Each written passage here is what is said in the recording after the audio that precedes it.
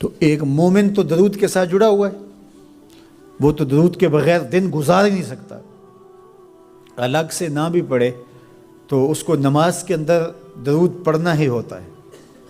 درود ابراہیمی تو نماز کا حصہ بنا دیا گیا اور اس کو کثرت کے ساتھ درود پڑھنے کی ترغیب دی گئی۔ تو درود ایک ایسا وظیفہ ہے کہ جو اپنی زندگی میں جتنا زیادہ شامل کر سکتے ہو اتنا زیادہ شامل کر لو۔ ویسے بھی درود پڑھنے سے بچوں میں تقدس پیدا ہوتا ہے، بچے پاک دامن رہیں، عفت مآب رہیں، ان کی طبع میں تقدس رہے۔ آپ چاہتے ہیں، ہر ماں باپ چاہتا ہے، اور پھر دور موجود کے اندر جو فتنے ہیں تو بہت ضروری ہے کہ ہماری اولادیں تقدس مآب رہیں، تو ان کو درود کی ترغیب دو، تو اس کا عملی نتیجہ یہی ہوگا کہ ان میں تقدس کا جوہر پیدا ہوگا اور ان کی عصمت کی حفاظت رہے گی۔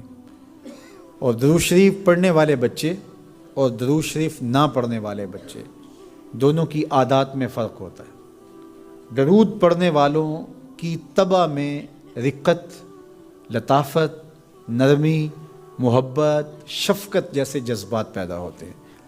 یہ درود شریف کا عملی نتیجہ ہے۔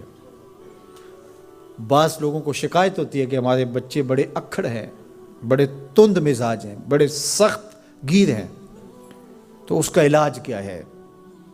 تو اس کا علاج یہی ہے کہ ان کو درود کی تسبیح دو۔ درود اکڑ توڑ دیتا ہے، طبیعت کی تندی نکال دیتا ہے، طبائع کی تلخیاں ختم کر دیتا ہے، محمد عربی کے نام کی مٹھاس پیدا کر دیتا ہے۔ حضور کا نام شہد سے میٹھا ہے، دل آویز ہے، کھنڈ میں اتنی مٹھاس نہیں ہے، شکر اور گڑ میں اتنی مٹھاس نہیں ہے، شہد میں اتنی مٹھاس نہیں ہے، قند اور نبات میں اتنی مٹھاس نہیں ہے جتنی نام محمد میں رکھی گئی۔ ان کا نام لبوں پر آئے، میٹھا میٹھا منہ ہو جائے، ان کے بول بہاروں جیسے اور اصحاب ستاروں جیسے، ان سا پیارا اور نہ کوئی، ان سے بچھڑ کے لکڑی روئی، جب وہ سیر کو جایا کرتے سر پہ بادل سایا کرتے۔ میرے شہر کے ایک پنجابی شاعر ہیں، انہوں نے تو قلم ہی توڑ دیا نا، تینوں سینے دی میں ٹھنڈ آکھاں، اگر آپ کا ذوق ہو تو، تینوں سینے دی میں ٹھنڈ آکھاں، شہد گلاب تے کھنڈ آکھاں، تینوں نبیاں دا میں لاڑا آکھاں، تیرے ہجر دے وچ میں ہاڑا آکھاں۔ تو ان کا نام ہی میٹھا ہے، دل آویز ہے۔ تو درود غصہ ختم کرتا ہے، طبیعت کی تلخی اور تندی مٹا دیتا ہے، اکھڑ پن ختم کرتا ہے۔ تو آپ اگر چاہیں کہ اولاد اکھڑ ہے تو ان کو کسی طرح درود پہ لے آئیں، درود کی تسبیح ان کے ہاتھ میں دے دیں، تو ان کی طبع میں نفاست بھی آئے گی، ان کی طبع میں لطافت بھی آئے گی، ان کی طبع میں رقت بھی آئے گی، ان کی طبع میں محبت بھی آئے گی، ان کی طبع کے اندر جو ہے وہ لیاقت بھی پیدا ہوگی۔ درود پڑھنے والا بچہ ذہنی استعداد میں درود نہ پڑھنے والے بچے سے بہتر ہوتا ہے۔ یہ بھی آپ تجربہ کر کے دیکھ لیں، دو بچے برابر ذہنی استعداد رکھتے ہوں اور ان میں سے ایک بچہ درود پڑھتا ہو اور ایک درود نہ پڑھتا ہو، تو درود پڑھنے والا بچہ آگے ہوگا۔ یہ درود کی برکتیں ہیں، یہ درود کی رحمتیں ہیں۔ تو درود کثرت سے پڑھنا اپنی اولاد کو سکھائیں گے۔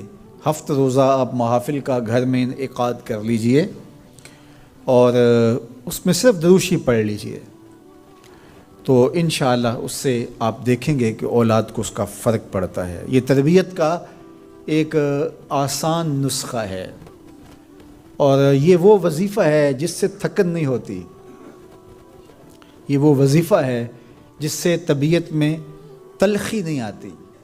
کہتے ہیں وظیفہ میں نے پڑھا ہے تو وظیفہ پڑھتے پڑھتے میری طبیعت میں یہ ہو گیا ہے، وہ بعض کہتے ہیں وظیفہ الٹ پڑ گیا ہے۔ بڑے وظیفے الٹ پڑھ سکتے ہیں لیکن درود الٹ نہیں پڑھتا، درود ہے ہی سیدھا، یہ الٹوں کو بھی سیدھا کر دیتا ہے۔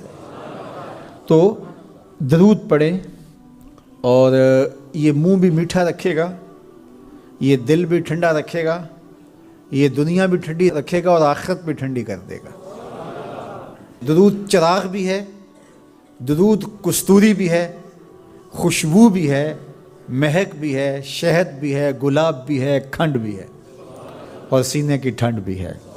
تو درود اپنی طبع کے اندر اچھی طرح سے راسخ کر لیں اور اپنی اولادوں کی طبع میں اس کو راسخ کریں۔ اس سے آپ عملاً دیکھیں گے، میں سالوں کی بات نہیں کرتا، اشروں مہینوں کے اندر آپ فرق پڑتا دیکھیں گے۔ میرے اور آپ کے آقا و مولا نے ارشاد فرمایا، قیامت کے دن میرے سب سے قریب وہ ہوگا جو کثرت سے میرے اوپر درود پڑھنے والا ہوگا۔ تو یہ حضور کی قربت کا ضامن ہے درود۔ تو اس لیے اپنی اولاد کو حضور علیہ السلام پر درود پڑھنے کی ترغیب دو۔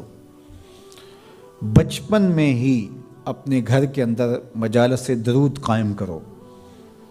روزانہ کی بنیاد پہ ہو تو بہت اچھا، نہیں تو ہر 8 دن کے بعد ایک دن ضرور متعین کر لیا جائے۔